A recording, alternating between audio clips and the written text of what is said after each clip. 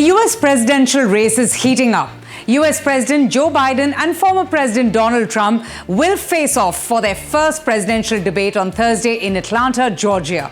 The leaders are prepping for the historic US presidential debate, with the stage set for what could be a pivotal moment in the 2024 race as millions of potential voters tune in. With only 2 debates this cycle, Thursday's high-stakes clash assumes heightened significance, and both candidates have stepped up their personal attacks, with national polls showing just how the pair are fighting a close contest. Both the candidates, aged 81 and 78, are neck and neck in polls 5 months before the election. According to Patrick Stewart, a political science professor at the University of Arkansas, this debate format will push both the candidates out of their comfort zones and requires them to prepare for some challenging questions. He further adds, and I quote, "How the debate is an incredible test of their cognitive competence, and this is their chance to see how much they've declined or if they've declined." For Donald Trump, the 90-minute clash is a chance to drive home worries about 81-year-old Biden's mental alertness, his health, although the Republican, who is 78, himself faces age concerns. For Biden, the first ever debate between a sitting and a former president will be an opportunity to underline the legal challenges engulfing Trump and to paint him as unfit for office. According to Democratic strategist Christian Ramos, the debate offers an opportunity to cut through negative perceptions of the country's economic performance, and Biden could, for instance, tout the policies that he has signed to create jobs for lakhs of people in the states.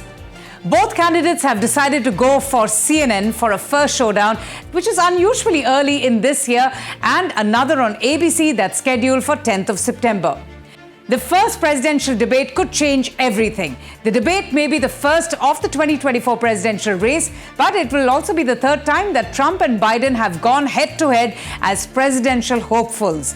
They faced each other previously in the 2020 elections. So therefore, it's going to be really interesting to watch just how the octogenarian and the septuagenarian, both of whom have drawn criticism over their advanced age, will deal with issues of economy, immigration, abortion, the state of US democracy, foreign conflicts, which are all issues of concern to voters, although inflation and border security are likely to dominate the debate. Now, the last debates between the two men in 2020 was fraught, with Biden at one point snapping, "Will you shut up, man?" as Trump repeatedly interrupted him. I'm not going to answer the question. Why would you answer that question? The question is, the question is, radical left. Will you shut up, man? Listen, who is on your... Well, this time around, moderators are taking no chances. They have more tools than usual to maintain a sense of decorum, with the microphones muted except for the candidate whose turn it is to speak. Jake Tapper and Dana Bash, co-hosts of CNN's Sunday morning show State of the Union, are going to be serving as moderators. Now, Tapper hosts CNN's The Lead with Jake Tapper and has prior debate experience as well. He, in fact, previously moderated the first Grand Old Party's presidential debate way back in 2015, as well as the last Democratic debate in 2020 between Biden and Senator Bernie Sanders. Bash, a graduate of George Washington University, anchors CNN's Inside Politics with Dana Bash, and she too has regularly served as moderator for numerous political town halls and debates, including the 6 presidential primary debates in 2016 and 2 in 2020. But for both the presidential candidates, the forum has offered a mixed bag. In 2016, when Trump made his first successful bid for public office, his raucous, combative and spontaneous debating style helped him gain notoriety in a crowded field of Republican presidential candidates. His subsequent performance with Democratic presidential nominee Hillary Clinton gained higher ratings than any other debate before or since. In fact, it drew an estimated 84 million viewers.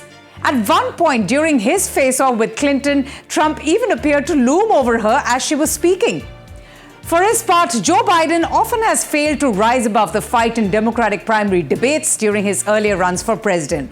Still, experts say that he does prove to be a worthy opponent in a one-on-one vice presidential debate against Sarah Palin in 2008 and Paul Ryan in 2012.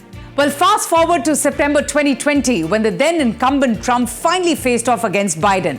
The event quickly went off the rails, with Trump repeatedly shouting over both Biden and Fox News moderator Chris Wallace. In fact, as the evening got even worse, Wallace assumed the role of an exasperated babysitter, Trump coming across as belligerent and Joe Biden dazed and baffled. Well, this week's debate will see some major shifts from prior telecasts, which Biden and Trump have both agreed to. Now, these include no live audience, which means there will be no applause or boos that could derail the conversation. There's going to be muted microphones when it's not their turn to speak.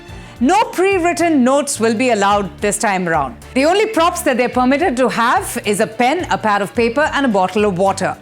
There will be no opening statements from either of the candidates. Trump will get the final word during closing statements, as determined recently by a coin flip.